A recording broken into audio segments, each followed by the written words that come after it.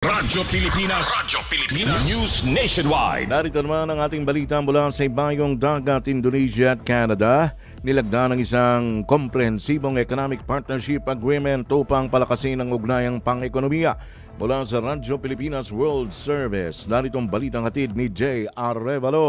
Radyo Pilipinas. Radyo Pilipinas. Report. Nilagda ng Indonesia at Canada ang isang comprehensive economic partnership agreement nitong Lunes na naglalayong palakasin ng ugnayang pang-ekonomiya 3 taon matapos magsimula ang kanilang negosasyon. Ayon kay Budi Santoso, Trade Minister ng Indonesia, pinapahalaga ng Indonesia ang suporta ng Canada para sa mga plano nitong bigyang prioridad ang mga kritikal na sektor ng mineral nito. Sinabi naman ni Mary Nang, International Trade Minister ng Canada, na kumakatawan sa pagbisita nito sa Jakarta ang cattle industry ng kanilang bansa. Ang pangunahing pang-export naman ng Canada sa Indonesia ay mga abonong pang-agrikultura, habang ang Indonesia ay pangunahing nag-export ng mga makinarya pati na rin mga kasuotan. Ayon sa Trade Minister ng parehong bansa, magkakabisa ang kasunduan taong 2026. Samantala, sinabi ni Minister Nang na nais nila makibahagi sa signature program ni Indonesian President Prabowo Subianto na magbigay ng libreng pagkain sa mga paaralan mula sa susunod na taon. Mula sa RP World Service, ito si Jay Arevalo para sa Radyo Pilipinas.